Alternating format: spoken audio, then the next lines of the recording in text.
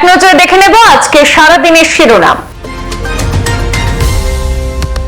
ভূমিকম্পে কেঁপে উঠল উত্তর ভারতের পাহাড়ি রাজ্য উত্তরাখণ্ড। শনিবার ভোররাতে ভূমিকম্পের জেরে কেঁপে ওঠে উত্তরাখণ্ডের সীমান্তবর্তী জেলা পিথোরাগড়। ভূমিকম্পের কেন্দ্রস্থল ছিল নেপাল। রিক্টার স্কেলে কম্পনের তীব্রতা ছিল 4.8।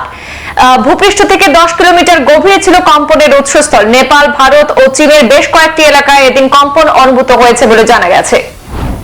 বরখলার রায়পুরে বরাক নদীতে মা এবং শিশু কন্যার সলিল সমাধির ঘটনার নতুন মোড়। গ্রেপ্তার বরাক নদীতে ডুবে মৃত্যু হওয়া হতবাগা হেলি বেগমের স্বামী রইসুদ্দিন।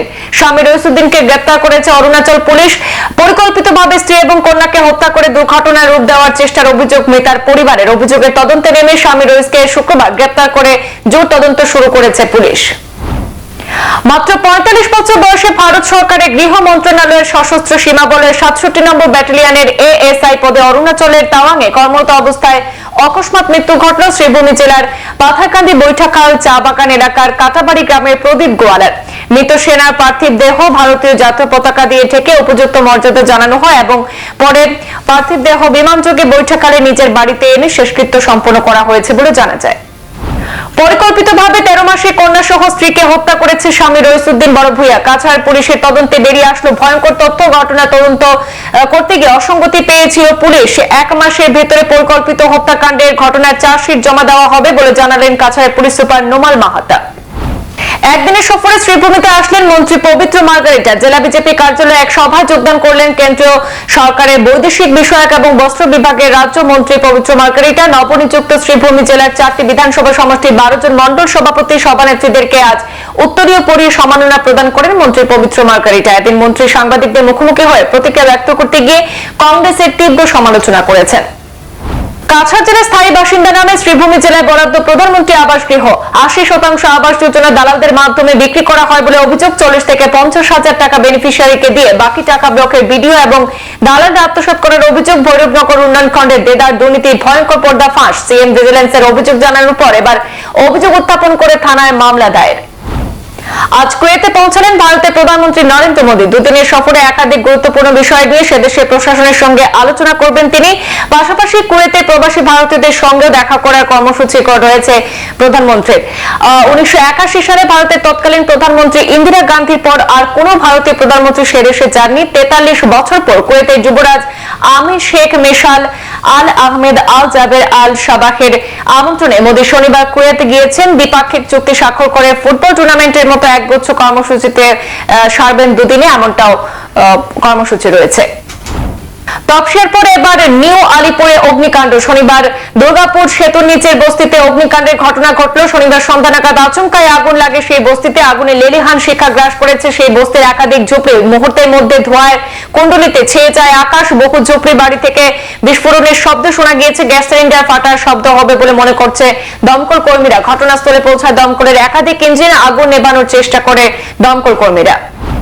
প্রথমবার মতো ত্রিপুরা রাজ্যের রাজধানী আগরতলায় শুরু হয়েছে উত্তর পূর্বাঞ্চলের 72তম প্লেনারি সেশন। বৈঠকে পৌরোহিত্য করেন ভারত সরকারের গৃহমন্ত্রী অমিত শাহ। এদিন উপস্থিত ছিলেন ভারত সরকারের উত্তর পূর্বাঞ্চল উন্নয়ন মন্ত্রণালয়ের মন্ত্রী জ্যোতিরাদিত্য সিন্ধিয়া, উত্তর পূর্বাঞ্চল উন্নয়ন মন্ত্রকের প্রতিমন্ত্রী সুকান্ত মজুমদার সহ উত্তর পূর্ব ভারতের 8টি রাজ্যের রাজ্যপাল সহ মুখ্যমন্ত্রী সহ উচ্চপদস্থ আধিকারিকরা। কোটি টাকা নির্মিত স্বাস্থ্য কেন্দ্র ভূত বাংলায় পরিণত হয়েছে। বিগত 10 বছর ধরে ভূত বাংলায় পরিণত চন্দ্রনাথপুরের স্বাস্থ্য কেন্দ্র। বড়খলার প্রাক্তন বিধায়িকা ডক্টর রুমি নাথের আমলে নির্মাণ কাজ হলেও আজ পর্যন্ত উদ্বোধন হয়নি স্বাস্থ্য কেন্দ্রের। স্বাস্থ্য কেন্দ্রটি চালু করার দাবিতে বারবার আবেদন করার সত্ত্বেও নীরব ভূমিকায় বিভাগীয় কর্তৃপক্ষ। স্বাস্থ্য কেন্দ্রটি চালুর দাবিতে রাজ্যের মুখ্যমন্ত্রী এবং কাছাড় জেলা শাসকের আশু হস্তক্ষেপ কামনা করেছেন এলাকার ভুক্তভোগী জনগণ। রাজস্থানের জয়পুরে সিএনজি ট্যাঙ্কার দুর্ঘটনা এবং বিস্ফোরণের ঘটনায় মৃতের সংখ্যা বেড়ে হয়েছে 14। আশঙ্কাজনক অবস্থায় হাসপাতালে ভর্তি 30 জন। কিভাবে দুর্ঘটনা ঘটল রাজ্য সরকারের কাছে তার বিস্তারিত রিপোর্ট তলব করেছে সুপ্রিম কোর্ট। 20 জানুয়ারির মধ্যে সেই রিপোর্ট জমা দিতে নির্দেশ আদালতের। ইতিমধ্যে দুর্ঘটনা তদন্তে উচ্চ পর্যায়ের একটি কমিটি গঠন করেছে রাজ্য সরকার। পাশাপাশি মৃত এবং আহতদের পরিবারের জন্য আর্থিক ক্ষতিপূরণও ঘোষণা করেছে তারা। ভারতমালা প্রকল্পে রাস্তা নির্মাণে অধিগ্রহণ করা জমির ক্ষতিপূরণ না পেয়ে রাস্তা নির্মাণ কাজ আটকে দিলেন ক্ষুব্ধ জনগণ। শনিবার ধলাইগাঁও পঞ্চায়েতের লালটুগ্রাম এবং সদাগ্রামে এলাকায় চাঞ্চল্য সৃষ্টি হওয়া অধিগ্রহণ করা জমির ক্ষতিপূরণ না পাওয়া পর্যন্ত রাস্তা নির্মাণ কাজ করতে দেওয়া হবে না বলে অনড় থাকেন ক্ষতিপূর্ণ ভূমি মালিকরা। পরিস্থিতি সামাল দিতে ঘটনাস্থলে ছুটে আসেন সোনাই সার্কেল ম্যাজিস্ট্রেট মারিয়া তানিম এবং ধলাই কেন্দ্রের বিধায়ক নিহার রঞ্জন দাস। শুক্রবার রাতে অভিযান চালিয়ে ফের বড়সড় সাফল্য পেল রাঙ্গিরখাড়ি পুলিশ। গোপন সূত্রের ভিত্তিতে অভিযান চালিয়ে মিনি লরি থেকে 73 বস্তা অবৈধ পুস্ত উদ্ধার করে পুলিশ। উদ্ধার হওয়া প্রত্যেক বস্তায় প্রায় 53 কেজি অবৈধ পুস্ত ছিল বলে জানা যায়, যার বাজার মূল্য কয়েক লক্ষ টাকা হবে বলে অনুমান করা হচ্ছে। কাটিগড়া সিদ্ধেশ্বর হাই সেকেন্ডারি স্কুলের ছাত্রছাত্রীদের সাথে কাটিগড়ার কয়েক শতাধিক জনগণকে কাটিগড়াকে তামাক মুক্ত করার শপথ গ্রহণ করালেন এশিয়া বিখ্যাত ক্যান্সার রোগ বিশেষজ্ঞ পদ্মশ্রী পুরস্কারপ্রাপ্ত ডক্টর রবি কান্নান। শনিবার আসাম সরকারের জাতীয় সেবা প্রকল্পে কাটিগড়া ইউনিটের উদ্যোগে কাটিগড়া সিদ্ধেশ্বর হাই সেকেন্ডারি স্কুলে সে নো টু তাবাকো অনুষ্ঠানে মুখ্য অতিথি হিসেবে উপস্থিত ছিলেন ডক্টর রবি কান্নান। ক্যান্সার রোগের কারণ সমূহ এবং তার প্রতিকার নিয়ে দীর্ঘ আলোচনা করেন ডক্টর রবি কান্নান। আসামমালা প্রকল্পের রোডম্যাপ ভাইরাল হতে রাতের আধারে গড়ে উঠেছে শত শত ঘর। সরকারি ক্ষতিপূরণের নামে অর্থ আদায় করতে তৎপর হয়ে উঠেছে একটি দুষ্ট চক্র। সড়ক নির্মাণের মানচিত্র অনুযায়ী আসামমালা সড়ক নির্মাণের এলাকা জুড়ে গড়ে উঠেছে বৃহৎ বৃহৎ অট্টালিকা, গৃহ, নার্সারি সহ বিভিন্ন নির্মাণ কাজ। সরকারি কোষাগার থেকে বড়সড় অঙ্কের অর্থ আদায়ের পরিকল্পনার অভিযোগ পয়রাপোলে।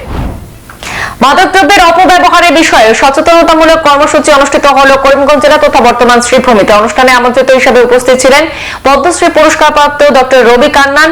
দর্পণ ইউথ এনজিওর ব্যবস্থাপনায় শ্রীভূমিতে অনুষ্ঠিত হল নেশাজাতীয় দ্রব্যের উপর সচেতনতা অনুষ্ঠান। প্রদীপ প্রজ্বলনের মাধ্যমে অনুষ্ঠানের সূচনা করেন ডক্টর রবি কান্নান সহ অন্যান্য অতিথিরা।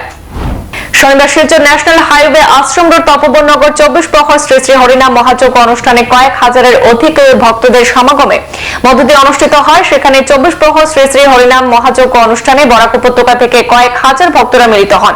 আগামীকাল দধি পঞ্চনের পর 24 প্রহর হরিনাম মহাযজ্ঞের সমাপ্তি ঘটবে। শিরোনাম এই পর্যন্ত। বিস্তারিত খবর পেতে অবশ্যই চোখ রাখুন পূর্বাঞ্চল প্রতিদিনে। ধন্যবাদ।